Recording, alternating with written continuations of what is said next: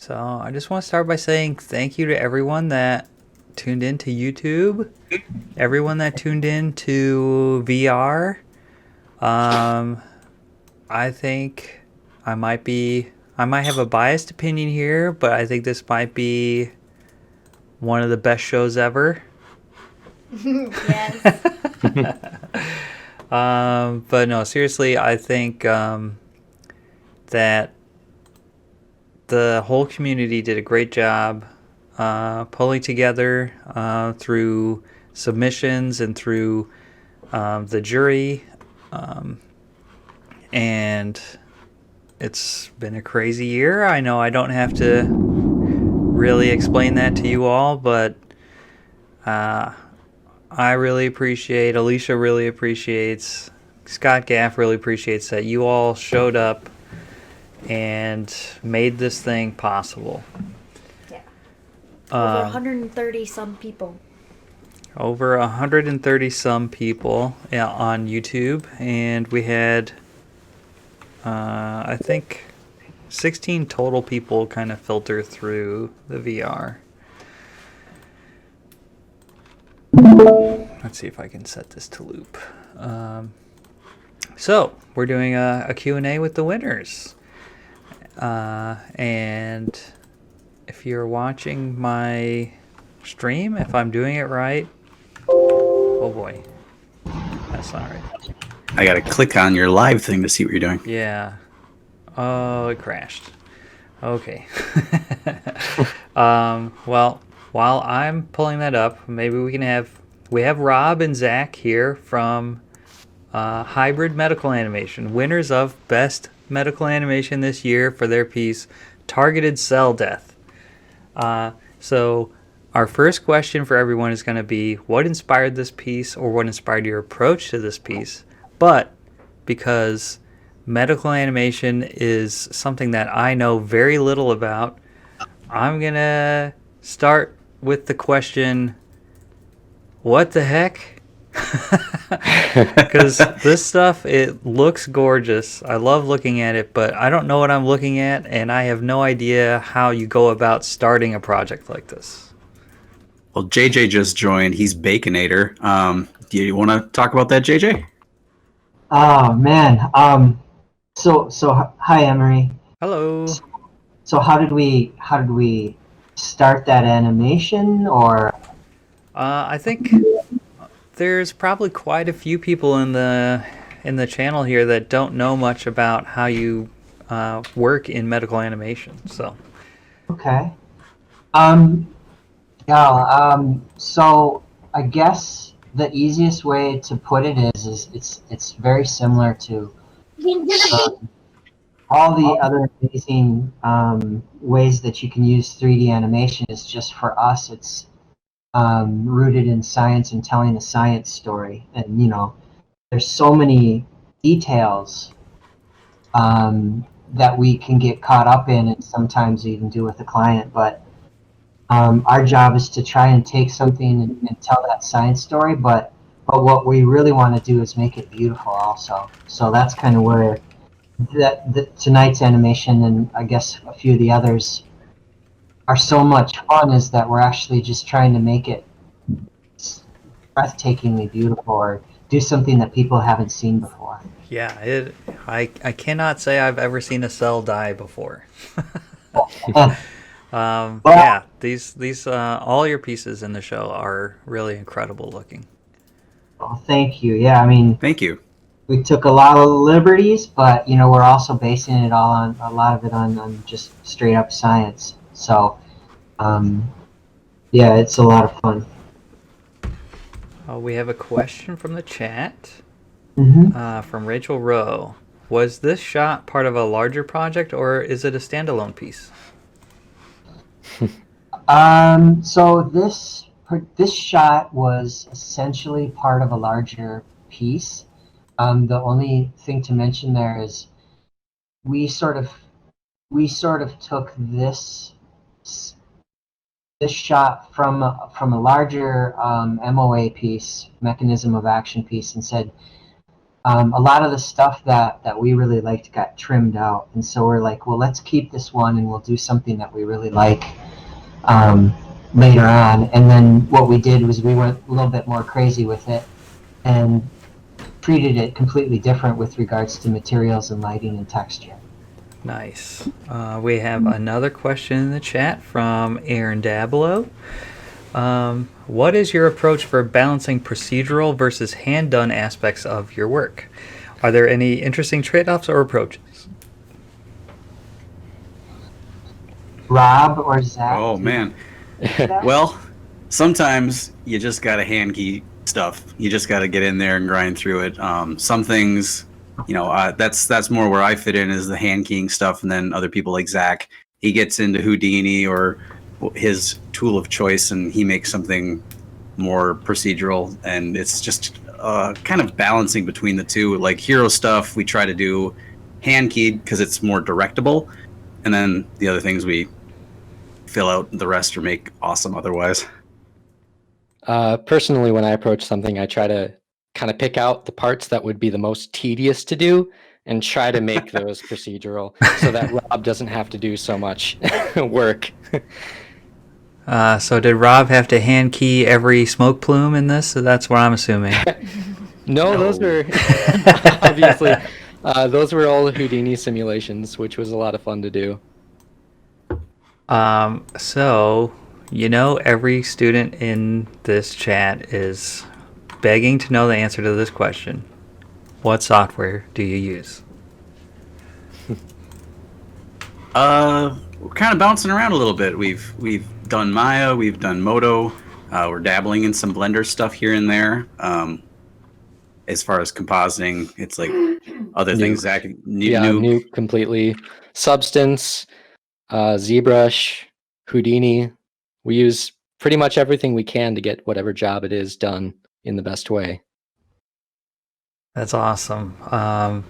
So it kind of sounds like the end product, you have that goal in mind, and it's just whatever it takes to get there, rather than like, oh, I only know ZBrush, so it's gonna look like it came out of ZBrush, right? There are so many specialized tools out there that having a diverse team with a diverse knowledge is really the best way to get anything done. And we've got a really diverse team, so. Yeah, we have some people that really specialize in, say, Moto, and some people that really specialize in Maya. And so some jobs, it's heavy in one, light on the other, or vice versa. Let's see. Clayton Miller wants to know, Jesus. What's your favorite kind of cell?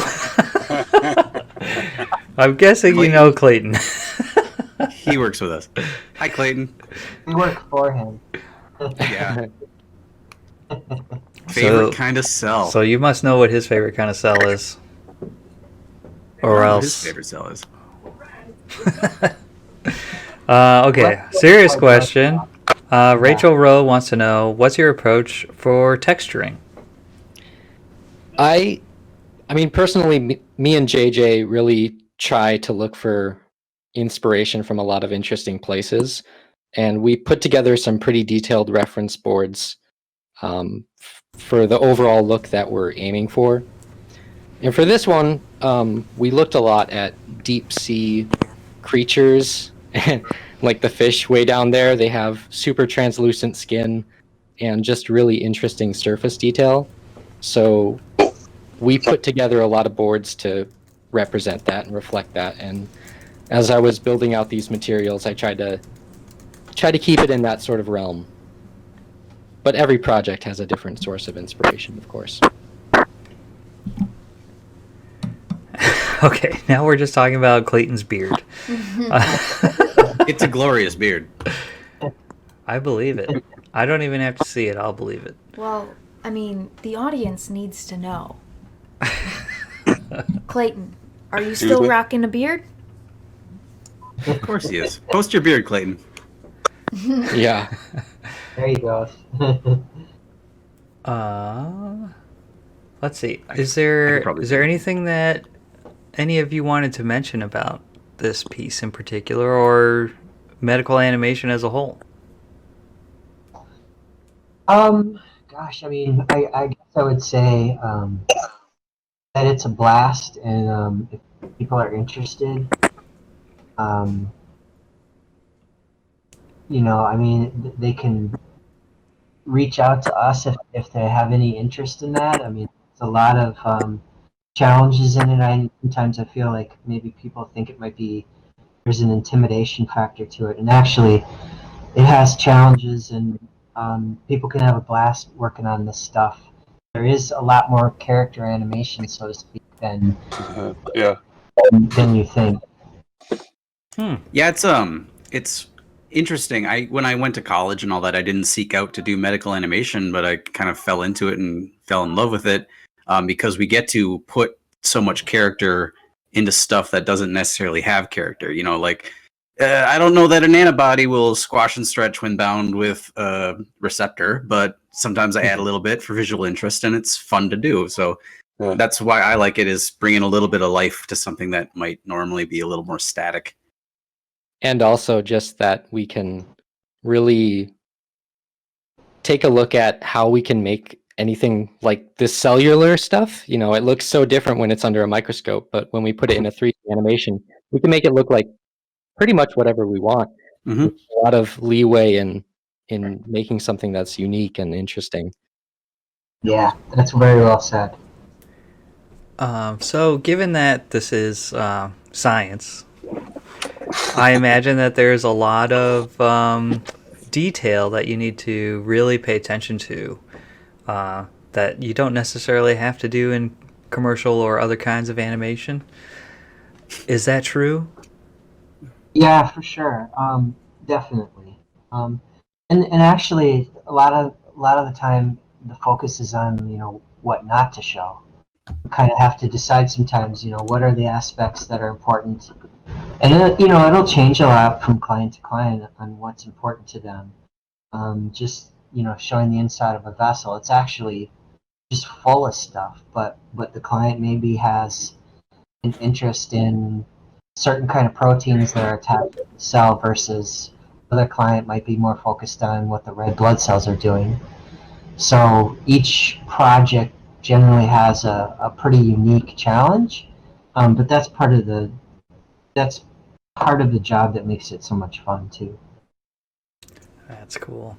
So when you mentioned character animation, is that relating to how you're saying the antibodies can kind of squash and stretch if you take the liberty, or is there something else? Well, sometimes it's antibodies will bind in a very specific place. So there's certain parts of the science we have to keep accurate.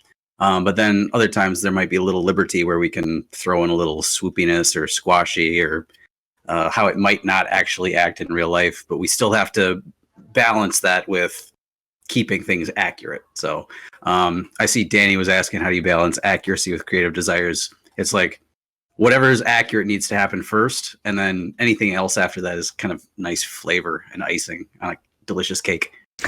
That's a great way to put it. Delicious medical cake. Well, we have about 1 minute left with you all. So is there anything you want to plug? Maybe your Instagram or website, or you already mentioned we could reach out to you, so people know that you're Baconator and Zach Katara and Rob on here. So yeah. And if you feel eager to answer any of the questions that are still popping up, feel free. Live, like in the type chat though. Yeah, sure. Okay. We do have a ton of crazy render passes, but we try to collapse it down at the end. Nice. Okay, plug your stuff. Plug your stuff. So on Instagram, I think we're Hybrid Medical. Otherwise, it's hybridmedicalanimation.com. So we're actually kind of looking around for interns and people with talent. So I'd love to love to see what's out there. Yes, please, animators. Hey, great job tonight, you guys. Tonight's stuff was great, and the way that you put it out on YouTube and everything was really nice. It was really fun to participate with in the chats and stuff. Yeah, for sure. That was cool. Nice. Well, thank you for coming on. It's been a pleasure. we're going to have to mute you all now so that we can bring on our next guest. So one final goodbye from everybody. Bye. Thank you. Bye, everybody. Bye. Thanks a lot. See ya. I was waving. You didn't see it, but I was waving. Our next guest is, I believe it's Joel Erkkinen. Do I have that right? Yes. Yep. Oh, I hear Joel. Can you hear me? Hey. Yes. Hello, Joel. Wow, we haven't heard your voice in ages. I know. Ridiculous. So, full disclosure, we work with Joel at Motion 504. But we had nothing to do with the judging. So, Nope. he won on his own merits, not because he gave us hundreds of dollars. But thank you for the hundreds of dollars. You didn't get the thousands? What? Shh. Okay. Sharing Joel's piece Here now. it comes. Oh boy. Alrighty. So that should be playing. Yes, it's playing. Alright. Welcome, Joel Erkkinen. Can you tell us what inspired this piece?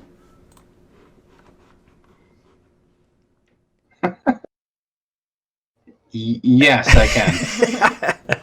I know it should be pretty obvious for everyone, but The inspiration was actually because of the Jam that that Nice Moves created, and it was.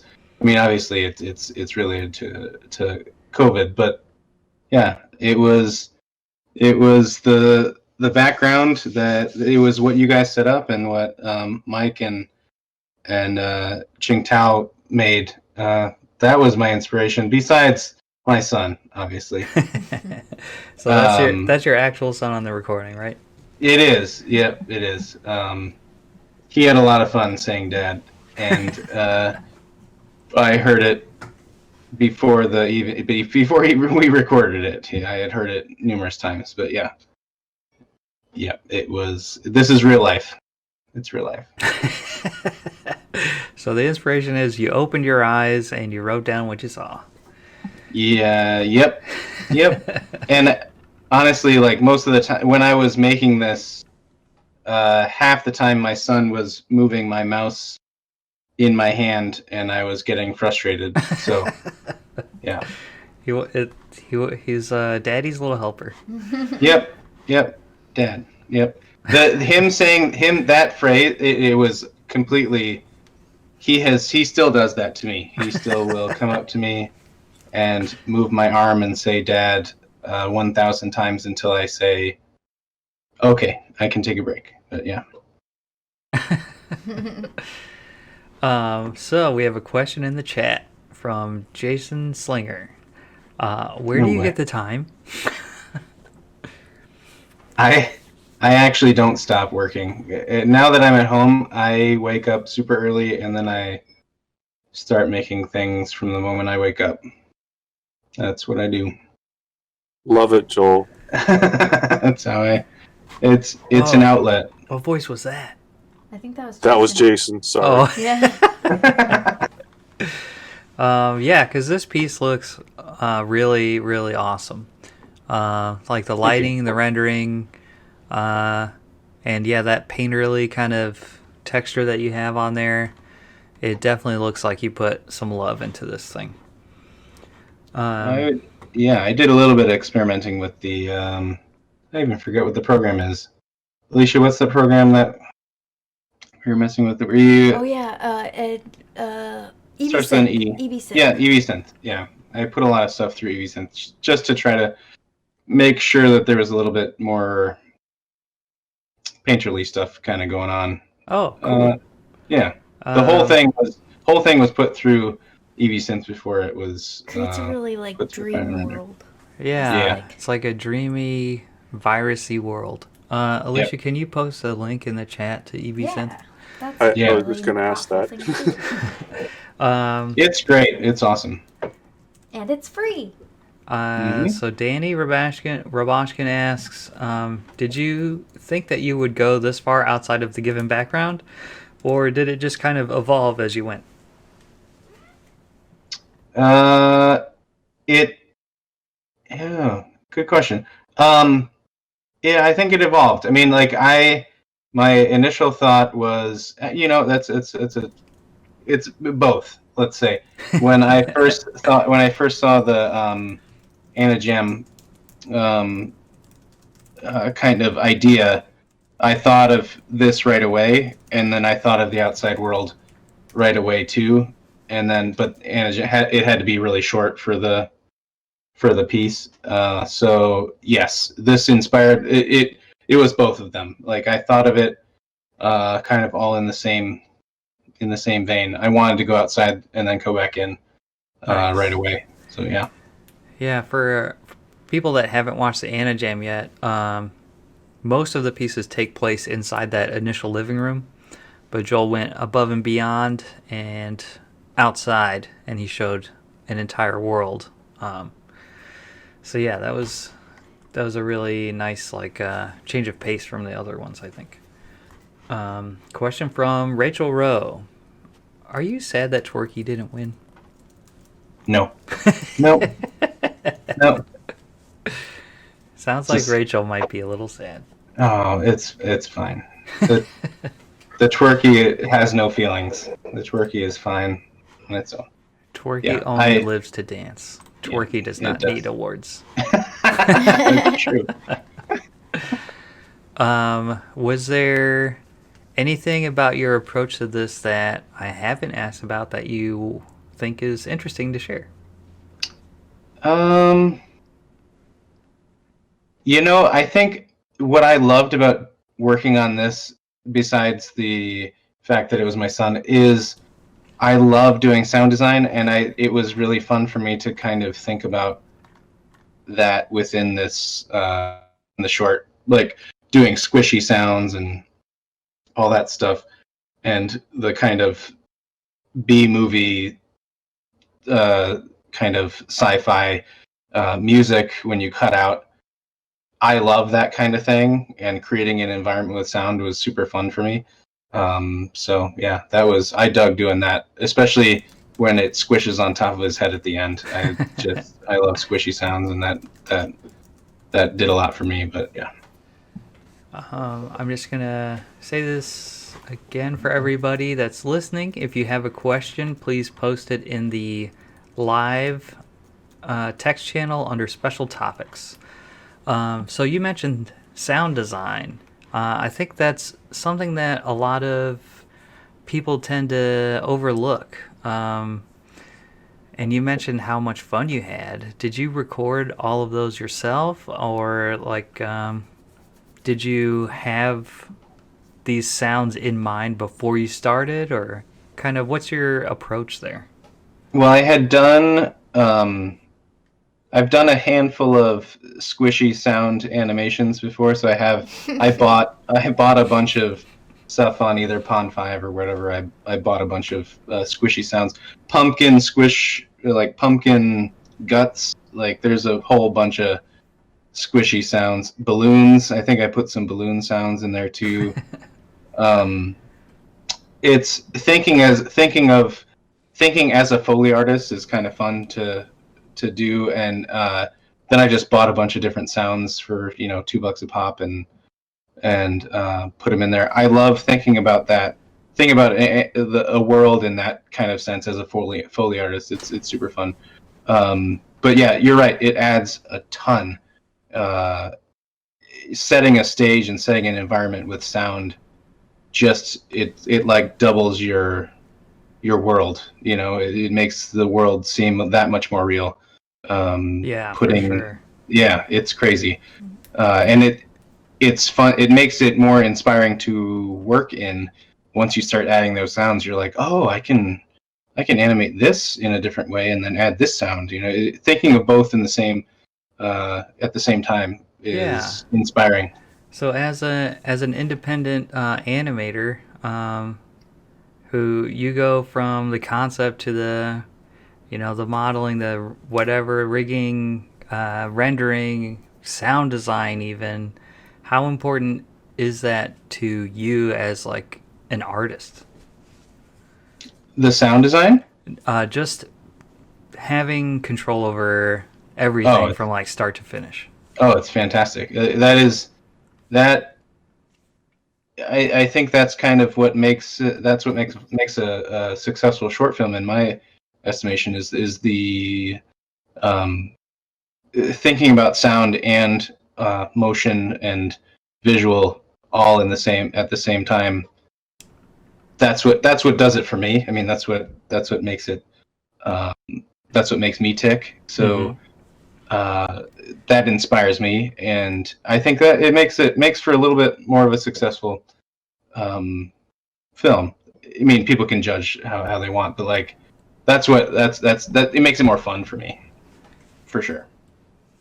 How many people did you have to test the animation on as you were working on it for comedic timing? I let my kids let my kids watch it a handful of times, and they thought it was funny, so I was like, oh, okay, I'm good. I mean, I can kind of get it. My wife kind of might get a little bit annoyed with some of it, but like mostly my kids are like, yeah, that's funny, Dad. Okay. That's how George Lucas directs too. If I get a chuckle, it's good. Yeah, if the kids love it, it's worth it. Oh yeah. That's why I want to have a kid, someone that laughs at my jokes. Yep. Alicia doesn't laugh at my jokes. I tell you, they're good. That's like good. a laugh. Until they get to teenagers. Yeah. Then they're the worst. It really is just like if there's one little gag, like in this short, the coronavirus squishing on top of his head, my son giggled at quite a bit. It's that kind of thing. It's either that or a fart noise at the end that I'm like, all right, I'm good. So would you say that's your favorite detail of the piece? The squishing at the end? Yep. Well, actually, it's the dad right before the cut. That's my favorite part. Where he's like, "Yep, I'm not done yet." I don't see any other questions in the chat. Was there? I already asked you if there's anything I didn't ask about. Do you have so like the timeline on this was like really short, and it was short for everyone, and then you went like above and beyond and did like multiple locations and like a much longer animation. Do you have like advice to other people for just creating a lot in a very short period of time? That's a very good question. That's a good question. Yeah, I just kind of I worked a lot. I mean, I worked really late nights, so it was more of a passion kind of project. I mean, it was great what was awesome and what cut a lot of corners is honestly like having that initial plate from Mike and Chink Tao is like having that as a jump off point, and having you guys with the Anajam, that was huge. I mean, otherwise it would be like creating something out of absolutely nothing, which takes a lot longer. Yeah. So yeah, that was a huge, I mean, that cut a lot out of the time. Like I was already set with a color palette. I was set with all that stuff. And then I jumped off from that. With, going outside and stuff. I mean, I don't know. I cut a lot of corners with the coronavirus model that I modeled, and Cinema 4D with some cloth dynamics, and then Alembics that I just replicated. It really wasn't that complex. It looks a lot more complex than it is. But even the final shot with the coronaviruses, that was 6 different plates in After Effects that I placed and blurred out to make it look like the whole scene was filled when really there wasn't that many in there. Cutting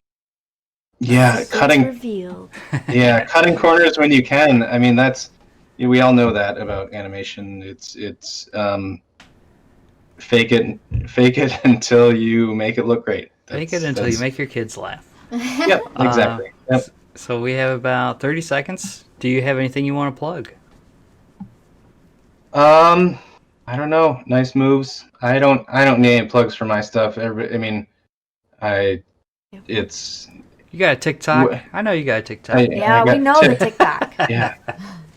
You can Joel Erkkinen art on TikTok, but it's really just dancing turkeys. So if you want that, then go ahead.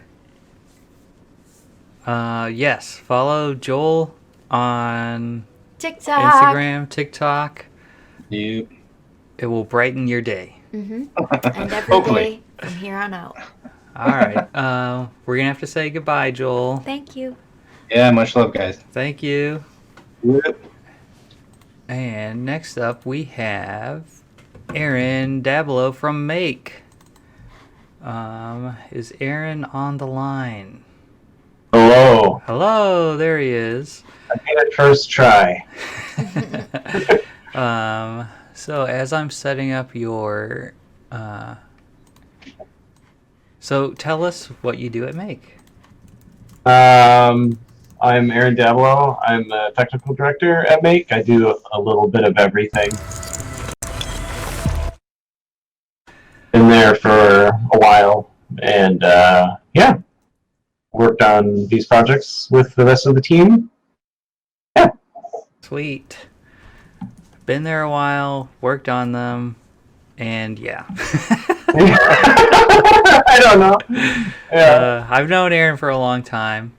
I'm starting to sound like an old man because I'm just like, we're the old guys now, right? Oh, don't tell Gaff that. Yeah, so this piece, Xbox, Best Professional. It's a campaign. I think there's, 5-6 pieces in it? I think there's 6. We ended up doing a couple more, but I didn't include all of them in this edit. And they all look crazy insane, like polished and just like, I don't know. I've run out of adjectives because they're all so different. Like this submarine that we're watching now that turns into a spacecraft, like, what the fuck is So can you tell us what inspired your approach to these controllers? So I think the primary inspiration that was drawn upon for each of the pieces was the PDF the client gave us with art direction in it. The client for all of these had essentially assembled a collage or mood boards or whatever of just a sort of what they were looking for visually, and like for example with this Cyberpunk one, some list of very specific requirements of like how much we could show Silverhand's face and like other things like that. So like Danny and Tyson. Is that a spoiler? Are people supposed to know his name is Silverhand?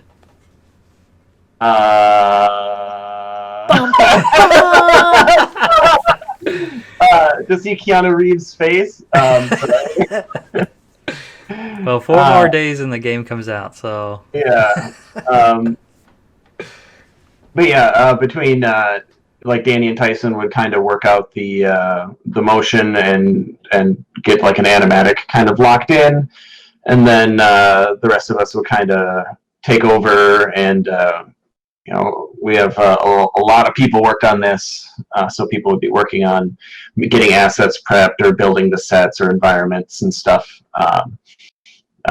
And then we kind of pull it all together and then make it look as polished as we could. So we have a couple questions in the chat. Again, if you have a question, go to the text channel, the live text channel. There are a couple questions about simulations and rendering. So, like on the spacecraft, how many thousands of computers did it take to render all those particles? So yeah, the spaceship was actually a little bit of a challenge. Not so much for the ship itself, but for all of the like ice and chunks and stuff breaking off of it. we did actually run into some memory problems where we couldn't actually render all of the like smaller ice chunks at the same time because it was exceeding the amount of memory that we had. So there was actually multiple different like passes where like just some ice on the very front of the ship and just some ice that was like falling off the back, and then some stuff that was in this on the sides, because they literally couldn't all be loaded in at the same time. I think it was exceeding the amount of memory that we had on our computers. So we had to do some pretty clever stuff like that.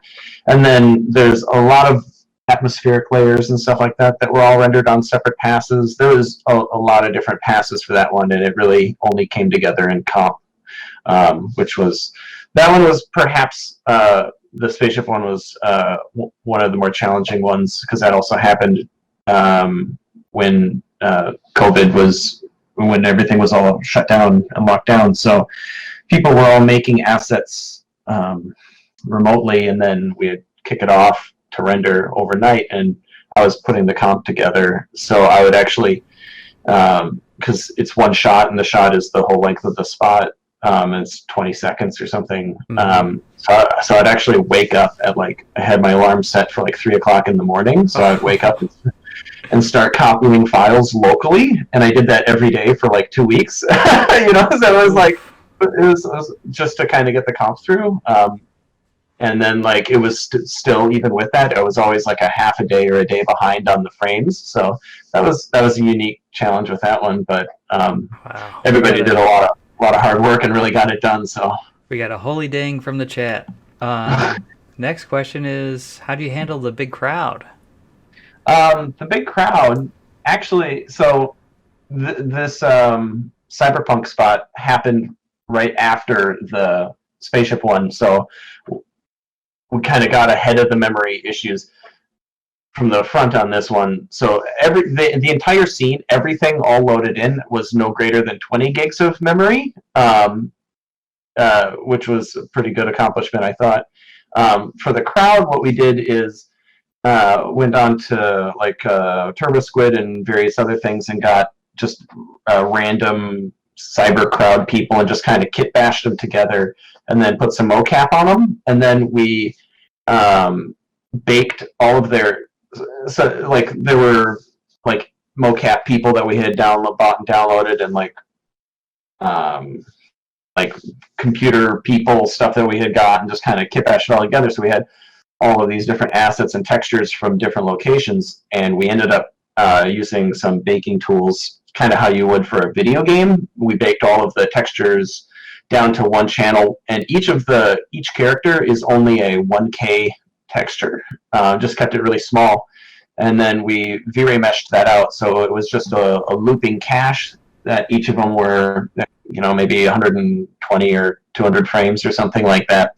And then we just had those as V-Ray proxies, just an externally saved proxy file, so that the scene file could save. And then we just actually brought in the like 30 or something variants or 40 variants that we had, and just kind of made little groups, and then just duplicated those groups all around and just moved anywhere that you saw like a duplicate, or kind of sort of really placed them all by hand. But it wasn't like we originally were going to do like a crowd sim using Tyflow, but that actually ended up like taking a lot of pre-calc time when you'd want to hit render on a frame, where the V-Ray mesh is just sort of instantly rendered, which was really nice. So because we kind of had everything sort of contained, and we didn't have to have any like crowd interaction or like any vehicles going through or people touching things and stuff, they were all just in place cheering, we could kind of get away with that. So yeah, we just kind of baked everything down as much as we could, saved as much stuff outside of the scene as we could, and then and simplified shaders, and it actually was not bad at all for the crowd. These are the kind of answers you get from the technical director, folks. Yep. Sorry. No, you're answering the people's questions, so you're doing a great job. I just don't understand any of it. So Adam Dargan asks, what was the turnaround time for each piece on average? He also likes the technical answers, so Yes. Good. free range. Oh gosh, I think each of these was they were kind of all happening interwoven. So, I think the timeline was like 6 weeks or 2 months or something on any like given set or any given project, but it would be like in animatic for a while, and then we'd maybe be making some assets, but we'd also be working on the other spot or whatever. So it's sort of a difficult thing to say, but like the main like push where the most people were doing like the most work on it was maybe 2.5-ish weeks per, maybe 3 weeks per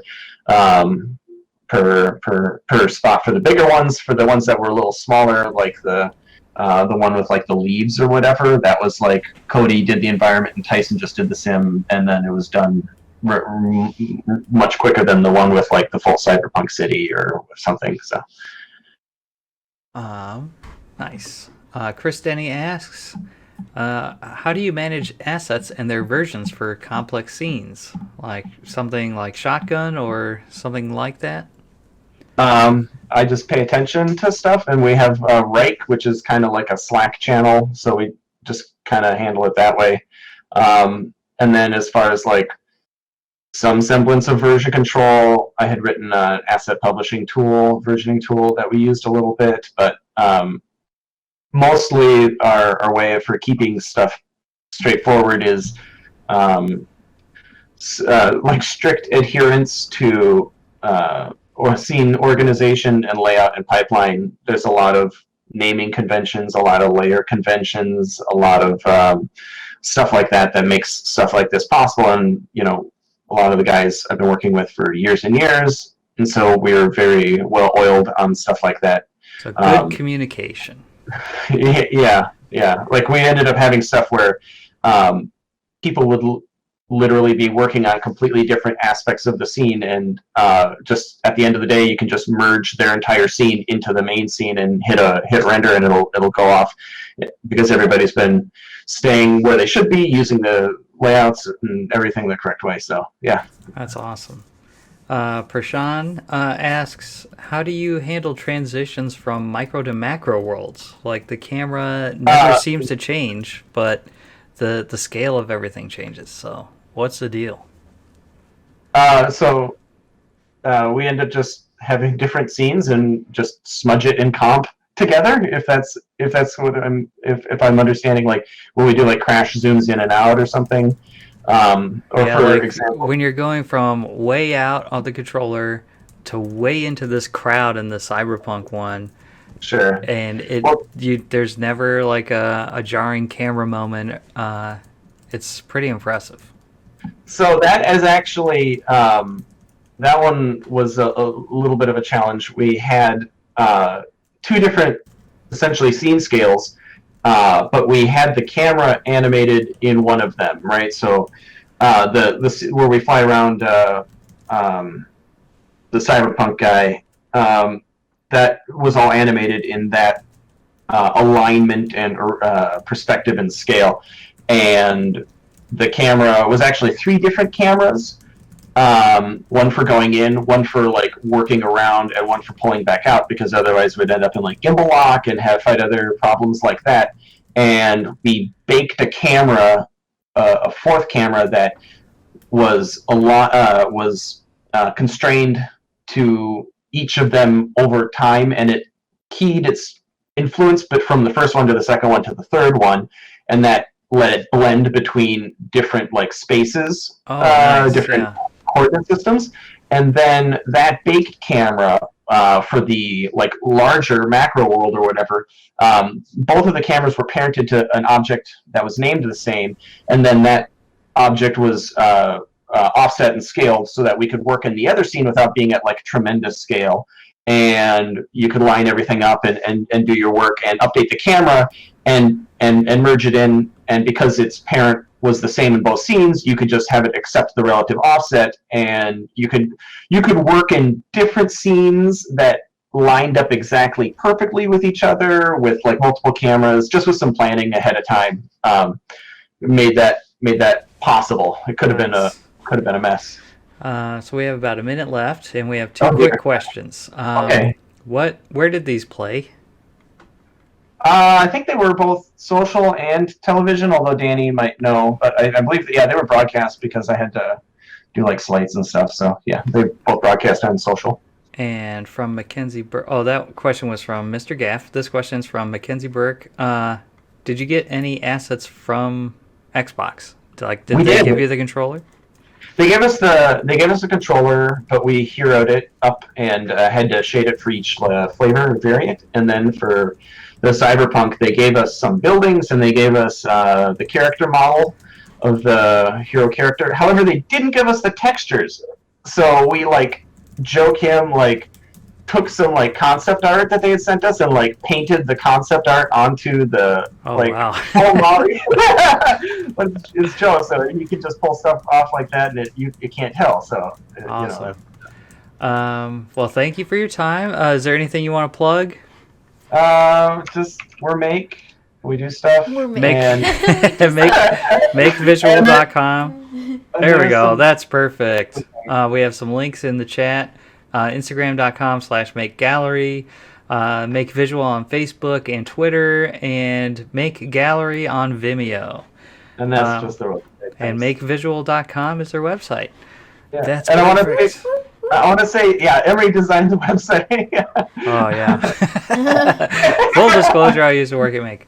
All right. I want to say everybody did a really amazing job with all your submissions this year, and I thought it was really great work, everyone. Yeah. Woo! Thank you, Aaron, and thank you, Make. Thanks for putting it on, guys. All right, next up we have Sishir, whose piece, Intellectual Advice Cat, Episode 6, Alchemy, won Best Experimental. Sishir, are you here? Can you hear me? Hello, there you Yeah. are. Okay, cool. How's it going? Nothing much. I showed it to my parents. My mom was, she's never seen it before, and she was disappointed that I didn't put subtitles. That's a very specific thing. Can you tell us a little bit about yourself? Yeah, so my background is in illustration, and the reason why I'm in Minnesota, I've only been here since 2016, is because I did my master's at MCAT. I did my master's as a way for me to kind of get the ball rolling again in my illustration, aiming to become a freelance illustrator. However, my Mac died in end of 2016 or 17, and I bought a PC and I installed Blender, and now I do more 3D than illustration. That's literally my story. So if that iMac 2013 iMac didn't die, who knows where I would be. Well, thank you to your dead iMac. Because otherwise we wouldn't have great stuff like this coming from you. Yeah, we're getting a lot of great piece, fantastic work in the chat. Yeah, it's no wonder it's no wonder that this won Best Experimental, because we don't see stuff like this in Minnesota very often. I'm gonna ask, because everybody wants to know, what software do you use? I use Blender primarily, but for Intellectual Advice Cat, forgot the episodes because I named them at random. They're not chronological. For Intellectual Advice Cat, that one specifically, I was using 3ds Max for all the simulations in the beginning and just building a couple of the assets. But as of now, unfortunately, I was just talking to Aaron about me, because I was like sad that I lost my student license, because MCAD remove, like a year after you're done with school, they like delete your account apparently. So now I'm just exclusively Blender, but I also use Substance Painter and ZBrush in my general workflow for the experimental animations I'm doing right now. And just trying to learn that process. And you've only been on that stuff since 2016, you said? Yeah, Holy That's crap. wild. 2016, end of 2016. Yeah, around that. And you used to exclusively do like illustration. Was it digital or was it paper? It's both. Now I'm exclusively digital, but I also like to do traditional paintings. Sometimes I get commissioned uh, to work on paintings, and so uh, all of that is on my website, which I can plug in at the end. But yeah, I but when it comes to things that are more commercial or it's like a faster turnaround, yeah, I do it digitally, just because it's so much easier. Uh, that's awesome. 4 years ago, I was drawing in Photoshop, and today I am still doing the same thing. You do a wonderful job at it, so We you got have that. we have some questions from the chat. Okay. Zach asks, "How do you come up with this insanity?" Um, He also says so- it's awesome, so it's Oh, not thanks. it's not a bad remark. So, okay, I'll relegate this question to the animation itself. So, Intellectual Advice Cat is a project that me and my good friend Brian Paul Patterson, uh, we started. Um, when I started making these things, I was like, "Hey, look, I can make this cat look like Jello," and then that inside joke turned into this strange soft horror genre. And so we were like, okay, well, it's a cat, intellectual advice cat. Because when I see my cat, I always feel like he's like this wise person, but he just has a dumb face. And so we are also like into true crime, like analyzing and researching like cults and like all these like conspiracies. So we were like, hey, what if we made a series about this strange cult that's run by a cat, and all the infomercials are like these VHS things that are just like these informationals. I'm sure people are aware of like the videos you can see with Scientology or like the People's. I think it's the People's Temple. Oh no, Heaven's Gate. And so we're like mimicking that, where it's just like random garbage information that has some references. So my friend Brian Paul, he writes everything and he voices. He's voiced the ones where I had talking in them, and he kind of goes on his own, but he does have some grounded stuff. Like he knows alchemy, like like he researched alchemy and he's researched all these like religions, and he's just a super smart guy. So I was talking to him recently about it, and he's like, yeah, I kind of wrote it in a way of it being an inside joke for people who might understand the scholarly study of alchemy or all that, and tarot and all that. So it's a big inside joke, but actually it's all real. I mean, that cat is real, the cult's real. I'm just a spokesperson, like it's just so large. We're funded by big think tanks from DC. So yeah, that's awesome. It's not insane, folks. It's real. It's real. I guess that Answer some of the answers other Danny's questions. question, which is, do you question your reality? Oh, There's no need. It's real. Yeah. Hey, Danny. Actually, this is really funny you said that because in another Discord I'm on, we have a channel called Void, and in Void we talk about the nature of reality. And somebody posted, guys, have you noticed that this week Wednesday does not exist? And I'm like, you're right. I don't remember Wednesday. So I mean, there you go. Do I question? I question my reality, I guess. So I just hope that the hours that I work on Wednesday, I do get my paycheck for it, you know, tomorrow. So that's my only concern. That's the only thing I question. We might not have Wednesday this week, apparently, according to news. I guess the question is, do the rest of you question your reality? Yeah. And if not, why not? Rachel Rowe asks if you have a cat and what's your cat's name?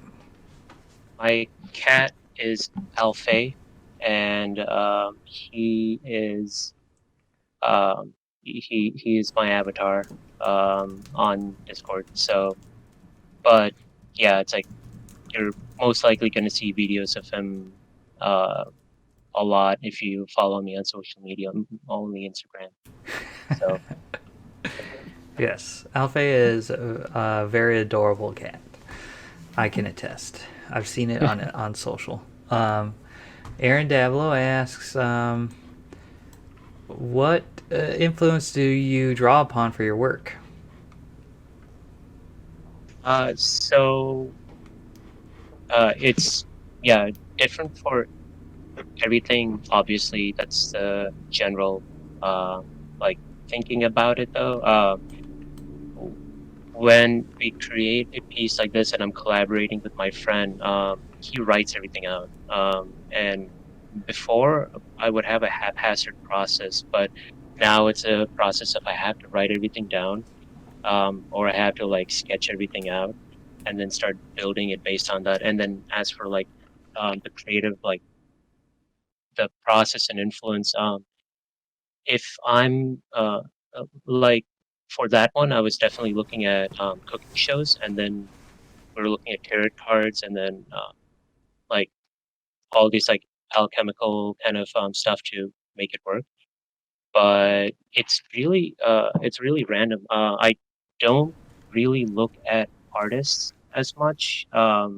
Moreover, it's more like the more scientific reference gathering. Like you'll have a Pinterest or a Google Drive that just has like images that you cured of like things that are interesting, and that's kind of where I start. Right now, I'm collecting just like old abandoned areas because I want to model them. So, yeah, it's more and more. I'm like just looking at it straight from the source, and of course, studying. I want to get better at camera movement and all that. So I've been studying just like cinematography now. So that's like uh, just watching a lot of films and all that and animation. That's awesome. I love that answer because I think we see trends often in motion graphics or any sort of commercial creative industry, obviously. Um, and people tend to think of inspiration only as who are the other people in the industry that inspire you. But inspiration can come from anywhere. Oh, that's a picture of your cat on the back wall, isn't it? Oh, Emery's yeah, walking. yeah, I got yeah. distracted by your cat. Yeah, those my cats are in there. My cat is in there. But yeah, I love that you answered with, inspiration can come from anywhere, basically. Yeah. I was also thinking about it too. Sometimes I often get worried that it's like I see, I open up ArtStation and then I see like 20 mechs and 30 sexy sci-fi girls and this and that, and I'm like, oh man, I'm not doing this, but this is what's getting picked up. But I don't like doing those things. So I'll stick to what I have. But the idea is, how do I do the stupid things that I want to do, like and have fun with the process, but at the same time learn something. So a lot of these are also just me. Like the whole thing with intellectual advice cat is I learned a certain thing that I haven't learned before, and instead of doing the tutorial from beginning to end, I just implement it into it. So it's the whole idea is I want to learn new things with this, and so that's why each one gets to evolve in an interesting way. So that's That's another way to like to kill two birds with one stone, except don't kill birds. don't kill birds, only metaphorically. I love everything you're saying. Because I think just earlier this week I was going through an existential crisis because I was going through Instagram and I was like, oh, but all these people they have such a strong voice to their illustration or their creative brand. What am I doing? I do all these different things, but it doesn't have to be about just what you see on social media. creativity, like Sishir said, is about this sort of exploration and discovering what makes you happy through creating. You don't get that sort of satisfaction through these external motivators like, oh, I have so many followers on Instagram or ArtStation or whatever. It's if you explore what makes you happy, that's how you get the stuff that feels like no one else could make it. It's a visual language. You develop your own language. Yes, develop your own language because you're like following your own passions. And yeah, I think this, like I said at the start, your stuff is just so outside of what we normally see here in Minnesota that it's hard not to love it. So Thanks. Awesome. Thank you so much. We're out of time. Do you have anything to plug? Well, you can find my work.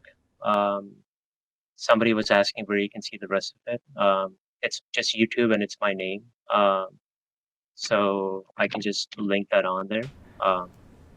That would be great. And yeah, it's like, and I'm mostly on Instagram and What's your Instagram? Is it just your name?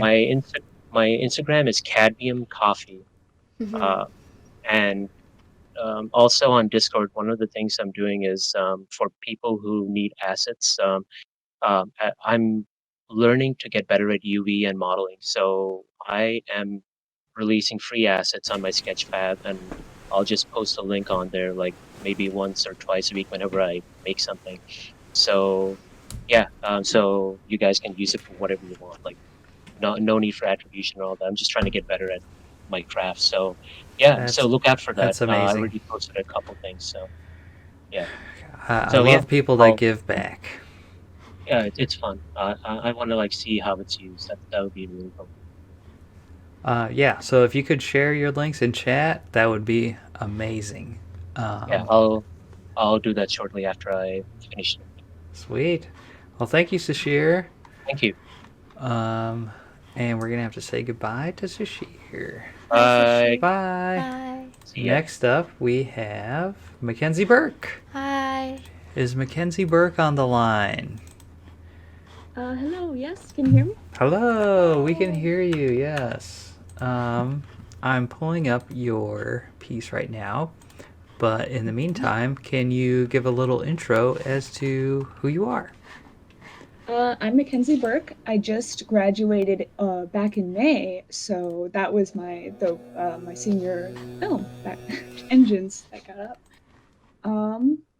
Oh, I Yeah, forgot to say, Mackenzie Burke won Best Student for her piece, Engines. Yeah. Yes. So yeah, did that. Been working on just improving my portfolio now. I mostly do motion design and rigging. So You are very active on Instagram, I've noticed. yeah. Well, I'm doing all the job searching, and they say like keep up to date in your social media. So I'm like, okay, every 3 days. Yeah, and you had a piece in the independent category as well, is that right? Yeah. Yep. It's, there's some of my stuff that I've been working on and turned it into kind of an experimental piece. I'm only asking because you're a student and you're looking for a job, but you went to Stout. Are you still in Wisconsin, or where are you based right now? I am in Minneapolis right now. So. Oh. Hey, Minneapolis, people that are hiring. Hint, hint, hint. That's great. Okay. So, Engines. I think I'm gonna. I keep saying full disclosure because I don't know what else to say. But Full disclosure. you and Rachel Rowe were tied for first Oh, place. really? Oh. So it came down to the judge's discretion. And we were gonna make you fight it out, but it's COVID, so it's probably not a good idea. Yeah, that just wouldn't be safe. I would have just handed it over to Rachel because me and Rachel were friends, and we're like, "Oh my God, Rachel, you got to do Drifter. You got to." You deserve it, Mackenzie. I love you. Oh, see, that would not have been a They very would've just exciting hugged. fight. They would have pulled a Hunger Games. It would have been They're us both fighting. gonna Like, eat no, the you berries." take it. No, you take it. You got it. You did great. But what really pushed Engines over the edge is that the story is it's pretty mature. Is that the right word? Yeah. So can you tell us what inspired Engines? The story was just, I don't know, something I'd been thinking up for a while. What came up with, what influenced the most was probably me trying to figure out what I wanted to, like, since it was my senior film, what I wanted to be known for, what I wanted to, like, start my career off doing. And so I was like, well, I really like doing a combination of 2D and 3D to do, like, motion graphics and stuff. So I was, like, trying to implement that. And I was like, well, I love sci-fi stuff, so I'm going to try to implement that. And so it was just kind of a combination of, like, what are the things I like and the things I want to do in the future. And the story itself, like, I guess it was just, I'd been listening to a lot of sci-fi stuff. I'd been listening to a lot of, specifically the band, the Mechanisms, which do, like, space pirate kind of music. And so it just, like, all eventually added up, and it was like, yeah, I want these characters, yeah. Can you explain space pirate music?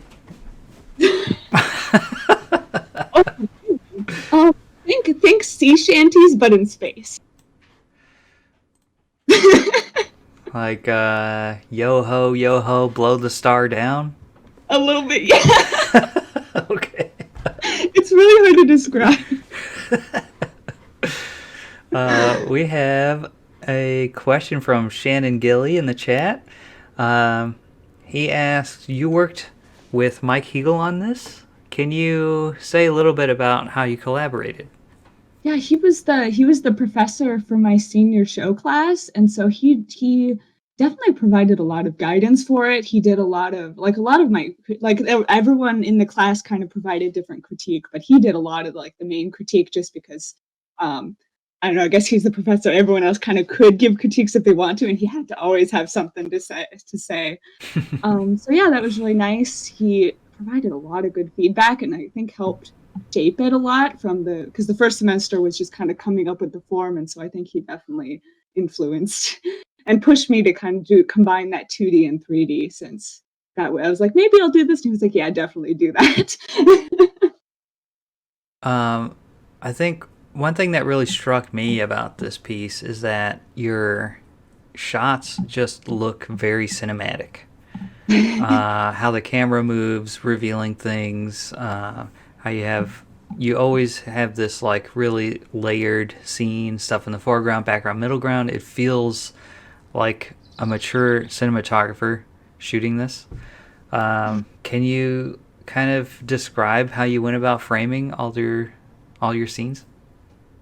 I definitely had a lot of, like, when I talk about, like, the storyboard, and, like, the storyboard, because I only had, like, a year to do it, and I wanted to do a lot of technical stuff with combining the 2D and 3D. It was really rushed. So a lot of the storyboard was just me going, I have to have this shot in it, I have to have this shot in it, I have to have this shot in it. And so it provided a good base. And I guess it just helped that I also just, like, I guess that's kind of how I think. Even when I did studied storyboards for a while, and even my instructor for that was like, you can't write just what the camera says. This is a little bit of a different medium. And I'm like, but that's how I think. I think about what the camera sees.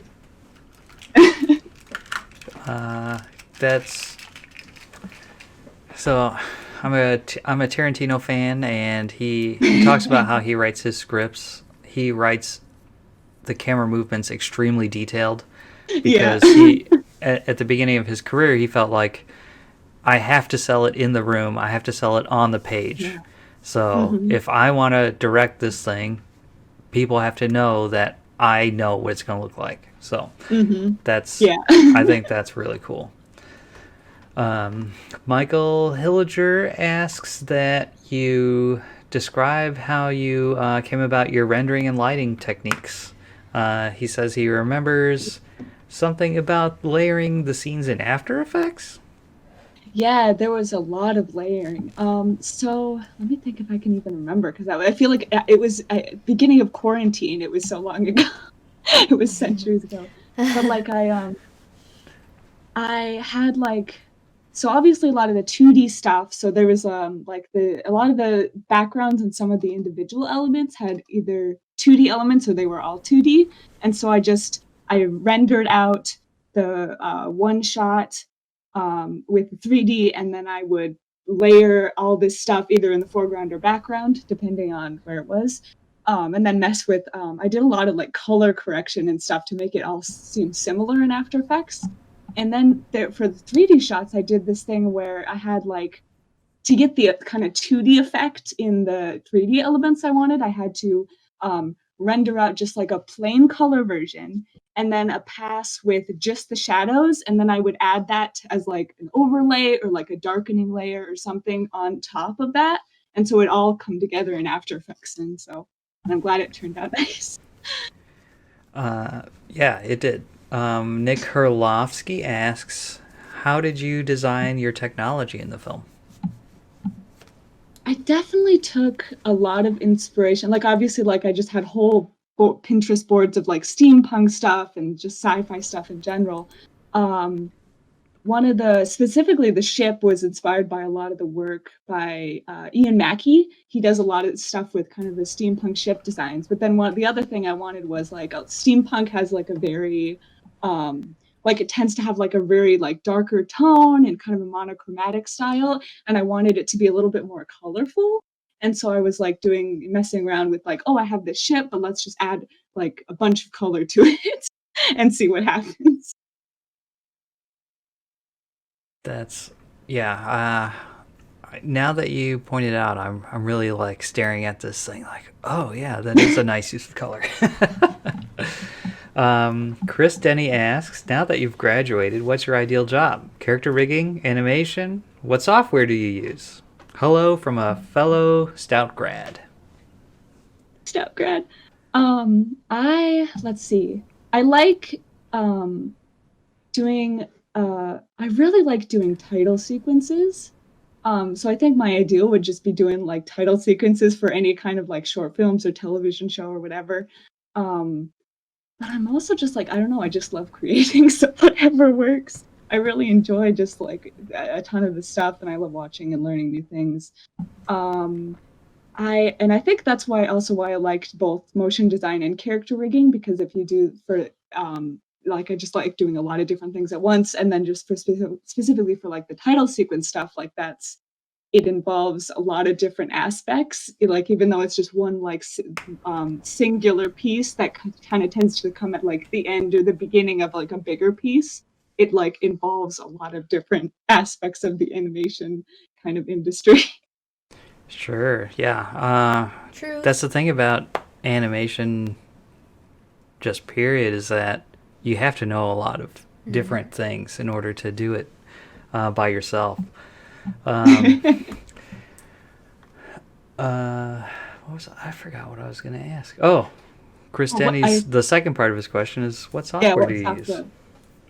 For the engine specifically, I used Maya and After Effects. For now, I use mostly Blender, because obviously it's free, and so it was an easy switch. But I've been also, I've been testing out other programs. I tried out Nuke, which is pretty nice, too. That's a compositing software, right? Yeah, yeah. So. I think Make uses Nuke. We probably should have asked Aaron Dabelow that, but yes, he says that's. Yep, we use Nuke. Confirmed. So you say I'm gonna push you a little bit here, because you said you want to work in titles, but yes. Minnesota's great. We have a lot of great animation here, but not really so much in the title area. Have you considered moving? I know this is a really bad time to consider that too. Oh yeah, it's a very bad time. I mean, in terms of the job searching, I've been literally applying everywhere. I've just got to plan out this month. We have a mysterious voice online. On this program. Hannah? Oh, I'm sorry, guys. It's okay. We'll mute you. Okay. I was like, wait, what? That's confused because I thought you were answering at first. Okay, we've muted Hannah. You're good to go, Mackenzie. Okay. But yeah, I don't know. Like, I honestly, I think I'd be happy wherever. I do love Minnesota, and I love kind of. What would be really fun would be to do like get like a variety of work here and like some work like that's bigger industry stuff. But who knows? Maybe that'll be 20 years in the future or something. Yeah, that is definitely. Oh man, you can tell I'm getting tired after an hour. But now's a good time to figure out how to pull off that kind of a career stay in Minnesota because we love you and we don't want you to leave, but do it remotely. That's the real trick. I think what I was trying to say is that it's never too late. So like if your ultimate dream is title design, like if you start here, that doesn't mean you can't do title design in the future. Yeah. Yeah, and I've done some title design. I'm trying to not sound like a downer. Emery's sleepy. I can tell he's going down fast, But guys. we have 30 seconds. So is there anything you want to plug? Yeah. I mean, like I said, I try to post a new thing on my Instagram every 3 days. If it's like Yes, how do we find you on Instagram? What's your Instagram? Link that. There we go. All right. You can find Mackenzie Burke on Instagram at Mackenzie J. Burke. Yep. Awesome job, Mackenzie. Mackenziejburke. Because I know there's lots of different ways to spell all of those things. Yeah. All right. Thank you, Mackenzie. Keep posting to Instagram. It's always fun to see what you're working on. So thank you so much. Bye. Thank you. So next up is Adam Dargan. Thank you. From Adam Dargan Pixel Farm. from Pixel Farm. Hello. How's it going? And Adam is repping Pixel Farm for runner-up professional for prescription paper pill bottles. Thank you. Alicia's being very nice to me right now. Sharing. Every year, the mass production. Okay. So yeah, Adam, tell us a little bit about yourself.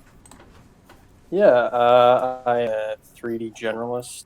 Been working at Pixel Farm for 4 years. I went to school at MCAD, graduated in 2016, and yeah, just doing 3D animation.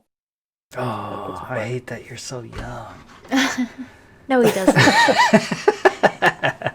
No, I don't. Well, we need young people like Mackenzie and Adam, because I was gonna say I'll be old someday, but I'm old now.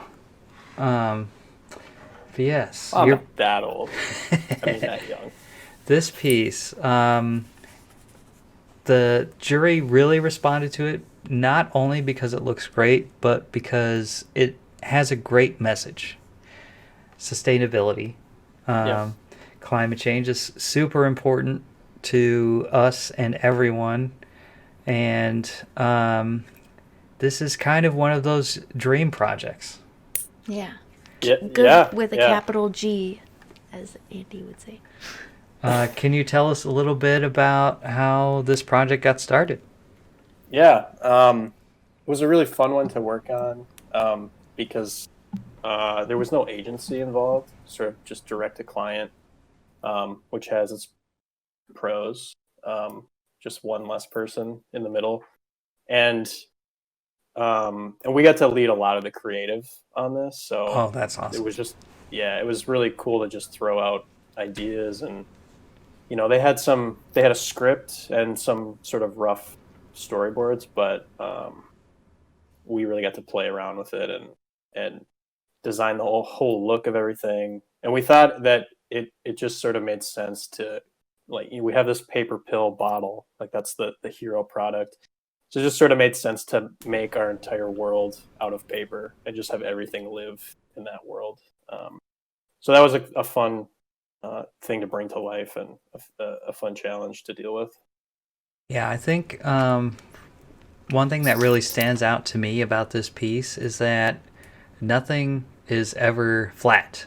Even though it's paper, nothing is flat. You have this, like, is it a psych if there's an angle in it?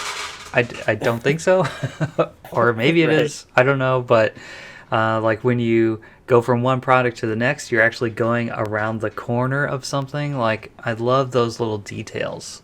How early on in the process did that kind of stuff come up? Yeah, that sort of came up in the early stages of the previs. So once we sort of got the models down and started playing around with it, I just went in and started doing some light and render tests, and we started going down this sort of elegant paper design, but not, like you said, there aren't a lot of curves in there. We wanted sort of this like stacked cut paper feel to it. Danny Raboshkin asks, who ideated the tree leaf shadow light gobo? Yes, because it's so subtle, but adds so much. It adds so much. Yep. That was actually one of my contributions. So beautiful. We found some reference that sort of live in that world, and it just really helped, Yeah, that's just, just like having that one of reference those subtle touches that says paper without actually being paper, because you're referencing trees and light and shadow and atmospheric things, and it just feels so much more tangible that way. We love it. Aaron Dabelow asks, what was your biggest cheat to get a shot or effect? That's a great question, because as animators we cheat all the time. And I'm always looking for cheats. I didn't really mean. I know you guys just talked about the light gobo. That's kind of a cheat in a way. Like, when it comes down to it, it's really just like an animated noise texture with a hot light. But from more of like a production standpoint, I don't know.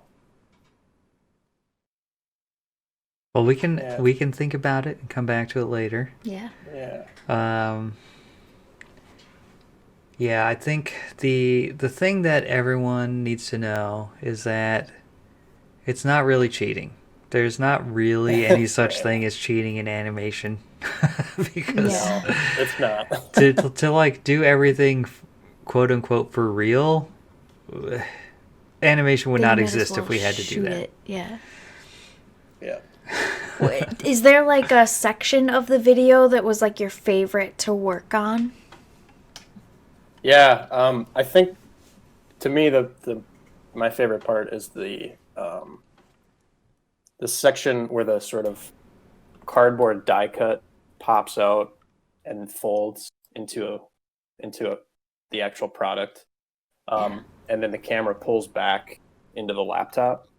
I really thought that part worked successfully, and it was it's kind of a nightmare to get that all to go together into one shot. But I think we ended up doing some nuke sort of UV mapping after the fact, so we could slide things around. But I think in the end that one turned out really good, and I'm happy with that shot. Can you explain nuke UV mapping to me? You render out a Yeah, basically I was able to render the full laptop scene with the camera move pulling out, and the laptop screen itself was not rendered. There wasn't anything on there except a UV map, which is basically just like a representation of color points in space, sort of. Oh, okay. So then in Nuke, you can sort of map a texture onto that after the fact. in composite, so you don't have to go back into 3D, and that really saves a lot of time if you have this basically flat 2D animation of what's happening on the laptop, and you don't have to sort of re-render that in 3D. You can slide things around, and especially with the light shadow effect stuff, it kind of made that more complicated because it's not sort of, there's always something happening, so you can't sort of just freeze the frame and slide things around. So using that really helped save time. That sounds like a cheat to me. How big was Just kidding. How big was the team working on this? I was gonna ask. I was gonna ask. We had two other 3D guys working on it. Mike Nelson, some of you know. Former Nice Moves president, Yeah. Mike Nelson. You like him? He's cool. He did most of the animation work. A lot of the animation, overall scene setup and stuff like that. I handled all the lighting and rendering, compositing, and then Riley Eastman did some of the modeling, and he did the rigging for the die cut animation, and really made that sort of work and look beautiful. Awesome. Good job, Riley. Good job, Mike. Good job, Adam. Rachel Rowe asks, what was your timetable for this project? Yeah, this one, this was sort of one that we had going in the background. So I think we sort of worked on this for, on and off for a month and a half, maybe, which is longer than normal projects. But it all kind of comes down to the client in the end and when they need it by, and they were pretty okay with, they didn't have a super hard deadline on things, and then of course the pandemic hit and everything changed. So this really was a dream project. Yeah, it was good. So sometimes you can get screwed by having an infinite deadline, and then there's just infinite tweaks, but they were really good to work with on this, and I think everybody was happy in the end, so that's good. Was there anything you wanted to mention about the project that we haven't asked about yet?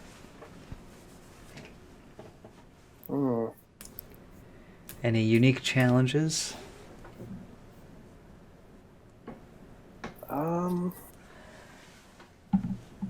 really think of anything specifically. Oh, we actually did have a question from the chat. Where was it? It was about paper thickness. Any tricks to manage paper thickness? Because I noticed you have some like kind of cardboard. You have some like really thin construction paper. Yeah, so that a lot of it comes down to the texturing, but something that really helped was we use Maya for everything. So there's an SVG tool. So we had a designer that created some of these, specifically like that stands for Super Video Graphics.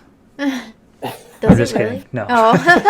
I'm thinking about the flower growing shot where the paper is sort of stacked up, and that stuff's a little bit thicker. It's really nice to just bring like that 2D art in and just be able to quickly build it out in 3D. So that sort of gives you a lot of control over that. And then the other part, I mean, it's just the plane kind of with some effectors on it, some deformers and stuff. And a lot of it just comes down to the texture, getting those little sort of cardboardy specks in there and getting that roughness correct. Nice. Shannon Gilly wants to know, did you get any die lines from a package manufacturer and use that for your 3D model? Yes, we did. I don't think we could have done it without that. So it's really helpful to get those die lines, and then Riley is sort of our guy for that. He just will take the die line and map it out, and then model it up from there, and then basically just fold everything up on those die lines, sort of like you would in real life, and it turns out with a good result in the end. So yeah, anytime we can get assets from the client, it's helpful. Yep, Riley Eastman. That's awesome. We have less than a minute left, so is there anything you want to plug? Yeah, I'll plug the Pixel Farms website and email stuff. Post that in the chat. Awesome. Pixelfarm.com.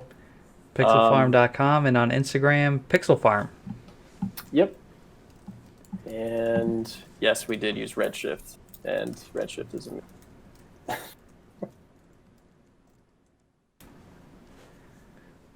Redshift is good. You heard it here first. Booyah. Good job. Yes. Thank you, Adam. It was Thank a you. pleasure. We're going to have to say goodbye to you now. Sounds good. Thanks for everything, and it was a great, nice moose. Yay. Thank you. Bye. Next up is Rachel Rohe, who won runner-up student for Drifter, and if there wasn't COVID, would have duked it out with Mackenzie for numero uno. It sounds like we have we were Rachel. remote this year. Yes. So while I'm getting your video set up, just give us a little intro of who you are. Hi, I'm Rachel. I know my last name looks like Roe. It's actually Roy. It doesn't make any sense at all. Oh no. You told me that, and I totally Okay. just We now gotta start remembered over. Who is our first guest? We gotta get him back. We gotta start the whole thing over. Yeah, we gotta redo MET now. Oh God, no. But so basically, I am also from the University of Wisconsin Stout, same as Mackenzie. But I believe Mackenzie graduated in May. I graduated in December. And I finished this piece like a month after the last MET, and I was like, oh, I gotta wait a year to get it in. Oh, okay. Oh, you've been sitting on this for a year? Yeah, because I finished it in like December, January. I finished it for my senior capstone show in December, and then I did some tweaks in January beyond that. But yeah, I actually got a job offer from Gasket Studios in January, and I moved to the cities, and now I'm living here in Minneapolis and working at Gasket. So Oh, did you work on the Lighthouse Mouse? I did! Yay! Yay! I have the link already when you asked me to plug things. That's what I'm gonna plug. Okay, yeah, we're getting a little bit ahead of ourselves, Yeah. but Gasket. Sorry, yeah. Just Gasket, it's gonna be in next year's reel, I'm pretty sure. Yeah. I hope so. I was thinking about that too. They yeah. just, was it today you all released it? No, it was last week, I Oh, believe. okay. But so we last had week, Gasket we released had an amazing piece called The Lighthouse Mouse. We did have a couple articles or whatever come out in like the Egotist and one other. I think that was today or yesterday. So anyway, that's Gasket. But I'm a look artist over there. My job description is more focused towards texturing, lighting, rendering, and compositing. So. Well, Yeah. you show off all those skills very well in this piece. So it's no wonder you got hired for that. Yeah. How much do you love jellyfish? Okay, you don't understand how much I love jellyfish. And actually so the reason I went with this for my senior project is because I mean, I had a lot of pressure actually from various teachers and people to do something that had more of like a face that could emote and you know could be more versatile with character animation and stuff. But I really I wanted to focus really much more on what I actually want to do, which is more on the lighting, texturing, rendering, compositing side. And so that is extremely smart. I decided I wanted to try and do something with a character that is nonverbal, doesn't really have a face, and see if I can like evoke some sort of emotion through more the lighting and the atmosphere than through the character animation. So that was where this idea came from, and my specialty is not rigging at all, so I was a little worried about that at first, but I have a lovely roommate. You can see in the credits, May Techmeyer. She's my roommate. She was my roommate when we were in college, and she promised to help me out with figuring out how to rig this thing. That's awesome. And she also helped me figure out some of the simulation, because actually what I ended up doing was had some really simple controls on the head that allowed me to do the it's basically just a bag that like curls in on the edges. I am so glad you didn't say bag. A bag. A bag. But the tentacles were, I think we did a hair simulation for the little thin ones on the outside, and then a cloth simulation for the frilly ones on the inside, and they kind of just followed the head when it went places. And it took forever to get them to look elegant doing anything and not like a tangled mess. They still look like a tangled mess in a few places. Well, that's jellyfish for you. That's jellyfish. Hot tangled messes. Hot mess. Looks like some people in our chat had questions, but you just answered them all. Oh, I'm sorry. I'm sorry. I got ahead of myself. But yeah, you said that, your professors were worried that this character wasn't going to be emotive. Well, they are wrong. Wrong! You proved them all wrong. Because you get a ton of emotion out of the jellyfish that you have here. Yeah. And I do have to give some credit to Michael Hegel, who, as Mackenzie said, was our professor so I had a different professor for my first semester and my second semester of senior capstone, and Michael Hegel was my second semester, and he was the best. He really helped me like pick this up from going the wrong direction, and he helped me out with audio and music a lot. As the professors know. Hegel was great, and he helped me out with audio and trying to also use audio to get some of that emotion in there, which was really helpful. Mackenzie Burke asks, what were the inspirations for the library environment? Okay, so my original way back before I even started the capstone class, when I was thinking about what my idea was going to be, I had these grand plans to do a whole bunch of different sceneries, sets, things, and then I like looked at my timetable and how long things were taking, and I was like, well, that's not gonna work, is it? And so I decided that I was gonna do one very large, very complicated set, and give it enough corners and different areas to be able to utilize it in different ways. So the library took forever, but it was only one set, so it wasn't the worst thing in the whole world. It didn't take all of my time to do. I had like 5 different sets that I was originally hoping to do, and the one that I thought I could expand on and use a lot of reuse a lot of assets was the library, because I could copy paste my bookshelves and like knock shelves off of them and copy paste. That sounds like cheating. We love cheats. We love them. Which we love. So Shannon Gilly hide from the cheating police. Shannon Gilly in the chat. He has a great point. The composition of the books in each shot is great. Yeah.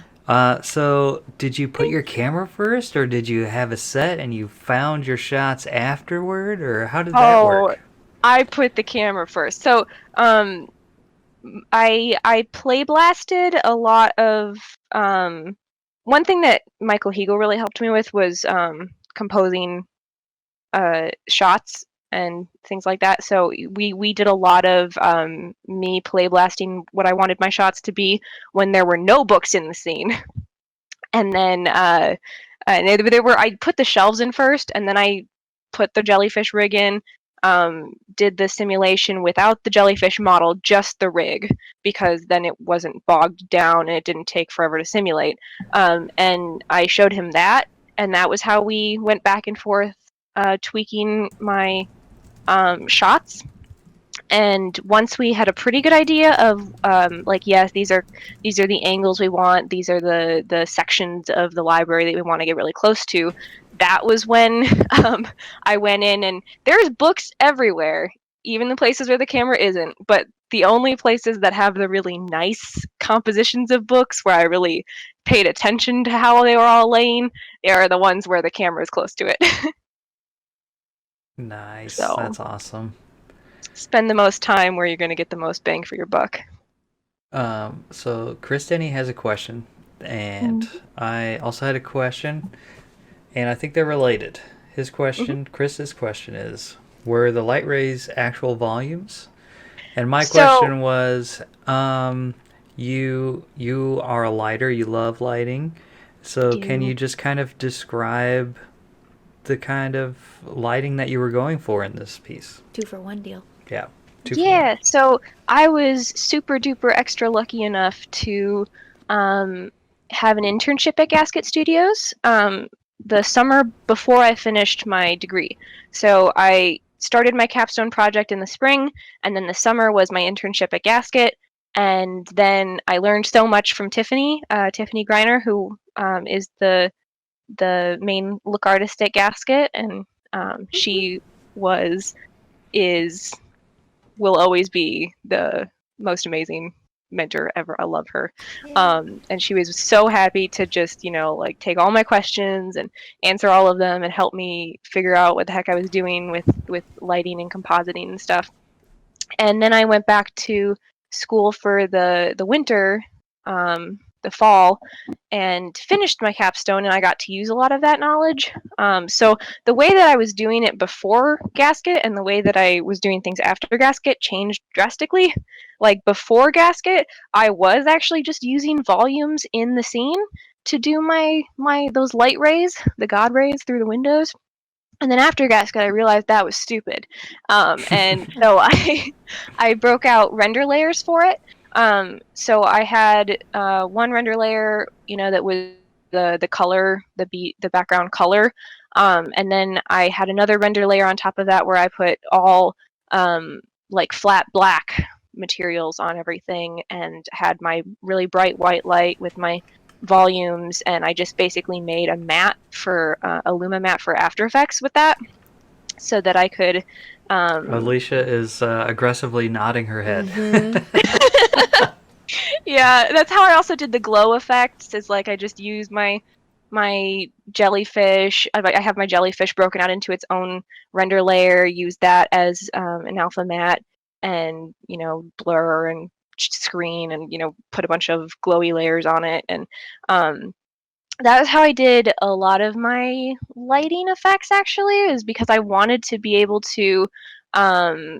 I wanted to be able to change the color of the light and the intensity of the light and the opacity of the light. But I knew that one thing I learned at Gasket is that you really like having render farms when you have them, and then you go back to school and you don't have them, and you can only render things once, and you only have time to render it once, and so you got to live with what you get. And so I really wanted to have enough ability to change it around in post and get the mood that I wanted.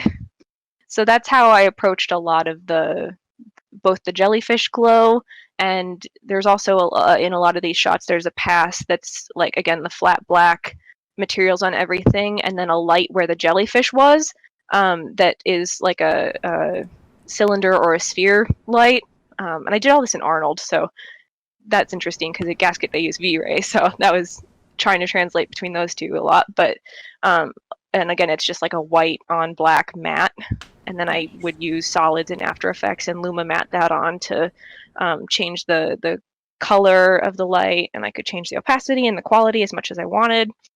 What percentage of it of your lighting was determined in camera versus like finished in After Effects or finished in composite? Oh goodness.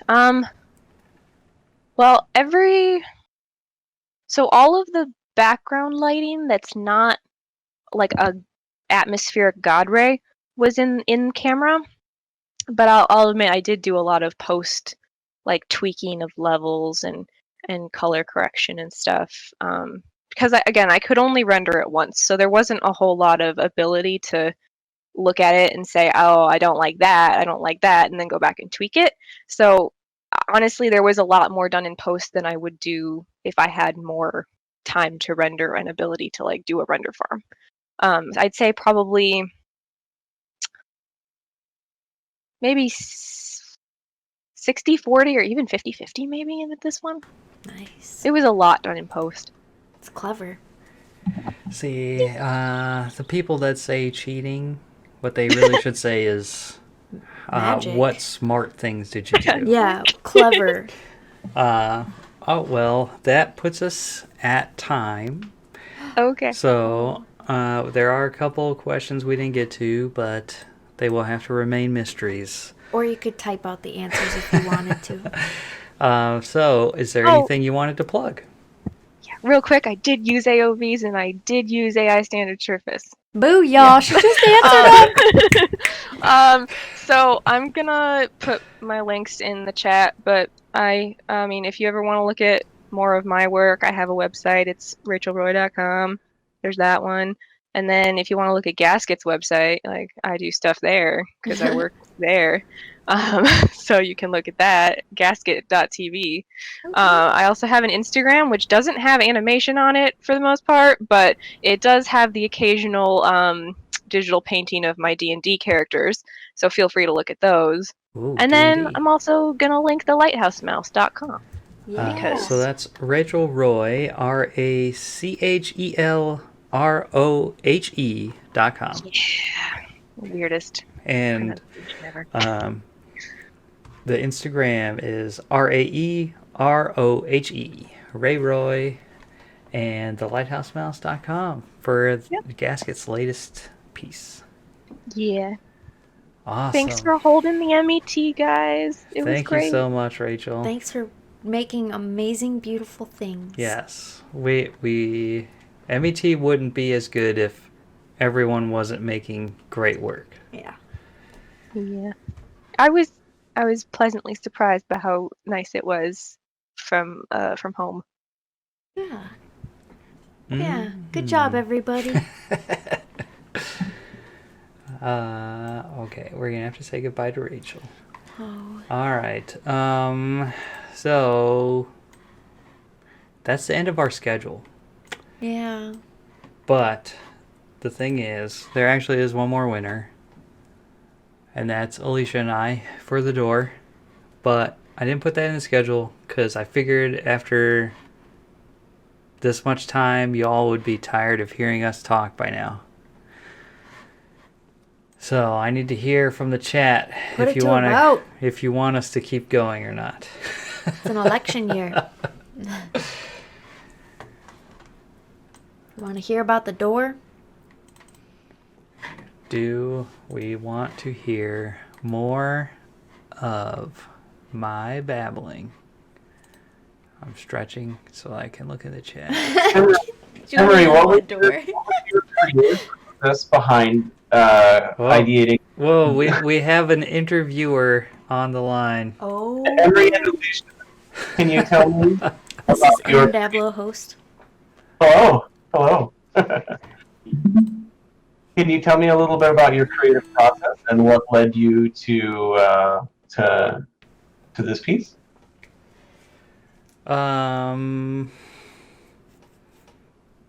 Well, if I were the host, I would ask the person to introduce themselves. So.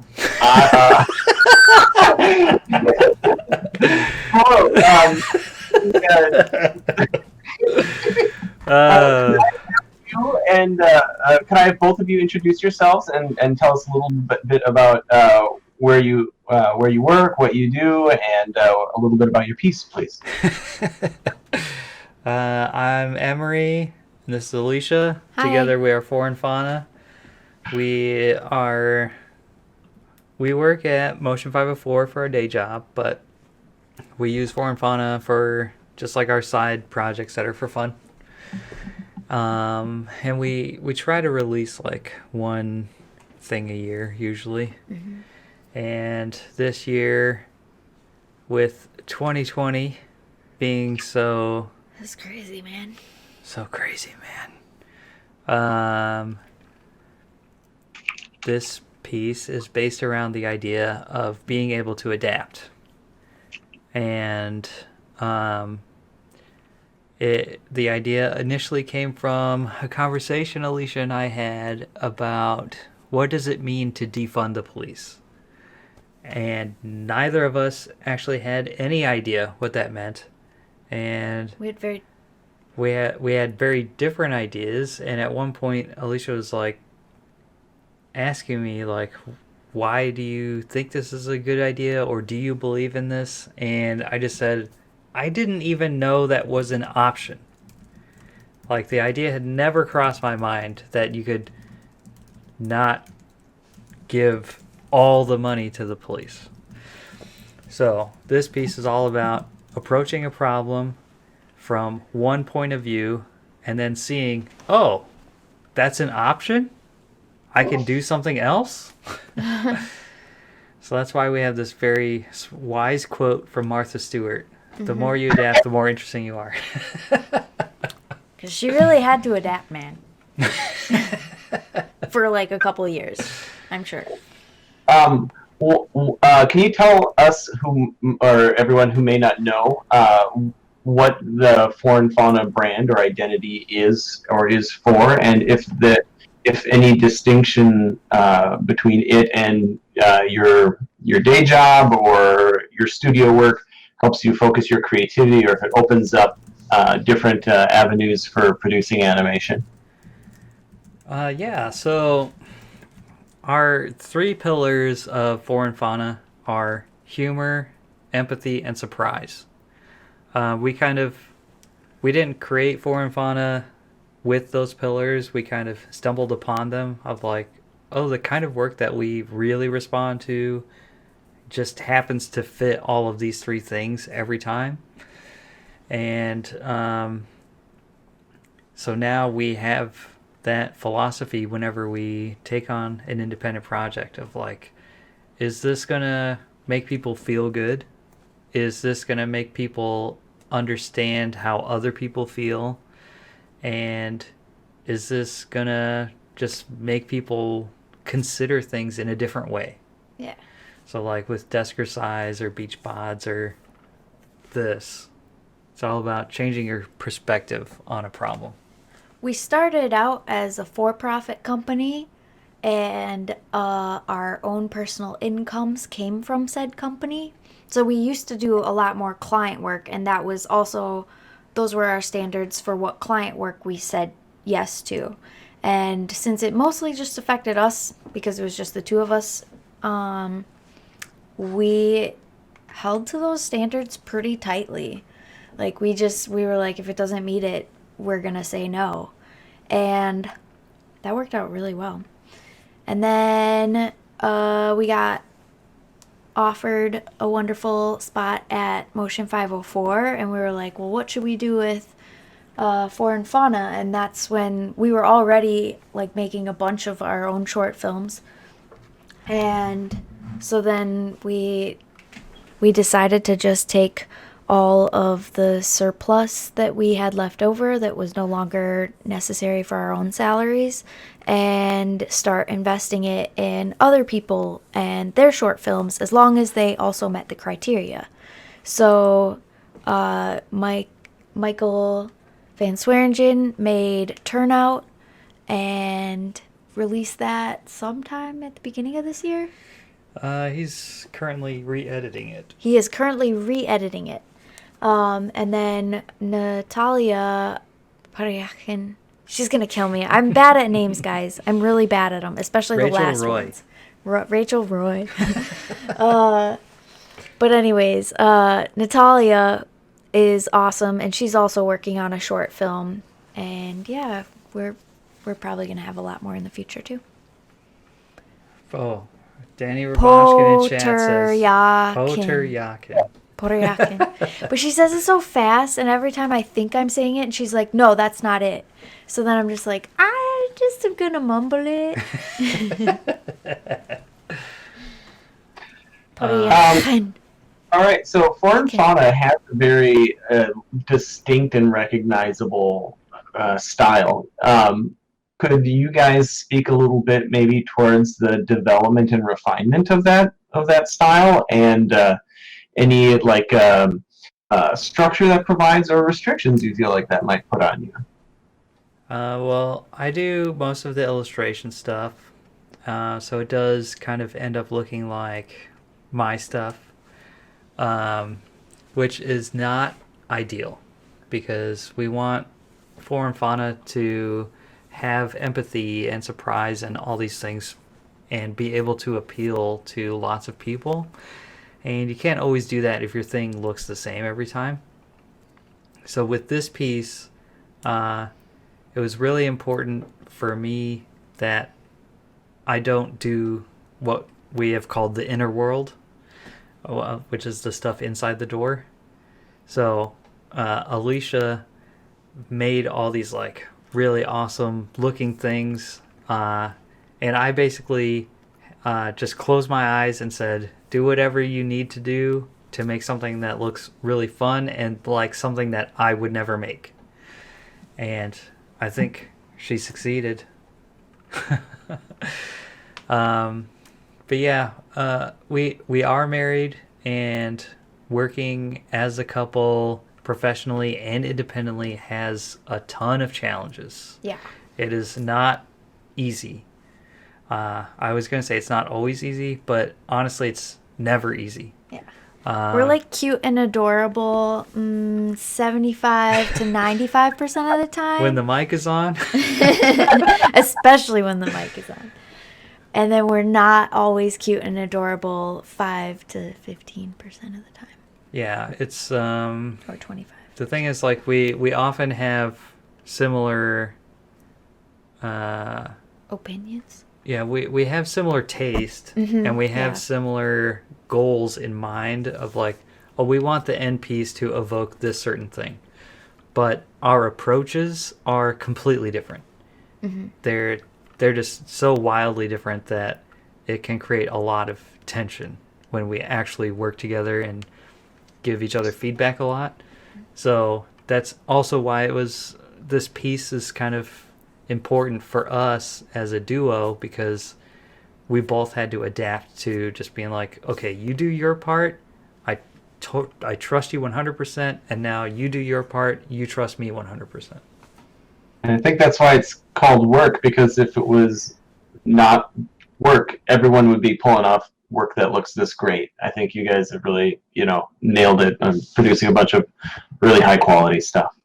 So Shannon has a question here. It says, you mentored a student at the U of M animation program, and he can't remember her name. Did a short film about a female god. A really great Oh yeah, piece. that's Natalia, and it's still in production. And she's a wizard. I don't think I'm supposed to tell people that, but she is. She's got magical powers. She wizards so hard that she's actually going to physical therapy for carpal tunnel. Yeah, I told her she needs to learn some After Effects, save her wrists. See, people, all you cell animators out there, I love you, okay? That's the only reason I'm trying to get you to use the computer more, is because your wrists, they won't last forever.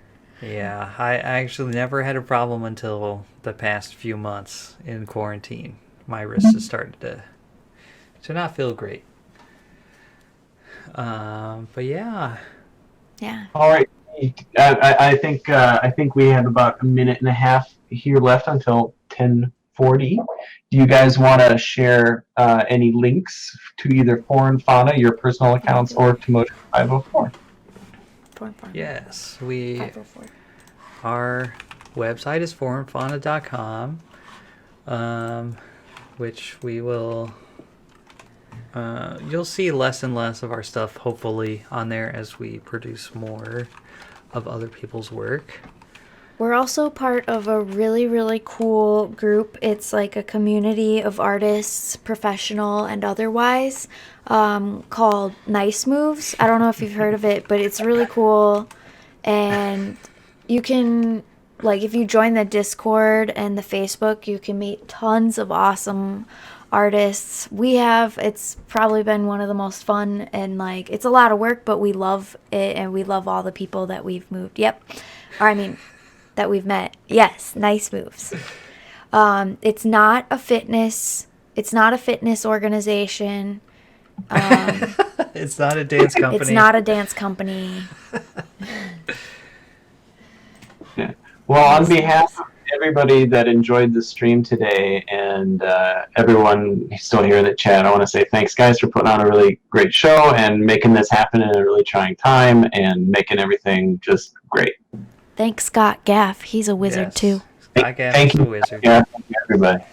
Thank you for everyone submitting. Thank you for, even if you didn't submit, thank you for finding the energy to just get through this, because I know it's tough, man. I've had some tough times. Yeah. And thank you for indulging in this, like, reverse interview. Yeah. All the students did amazing. All the independent. We had, like, so much more. We also screwed up. We said... Yeah, last year we had 5 independent submissions. This year we had over 20. Yeah. What the frick? That's amazing. You guys, you're using your time so awesome. Yeah. And with that, we are going to sign off. Yeah, we're going to wave. Everybody turn your mics on. Oh, yeah. Let's do everybody that. turn your Everybody mics on. turn your mics Start off. saying hi. Let's We love cheer each other. and clap. Night, everybody. Good Yay! Later. So Thank lovely. you, everyone.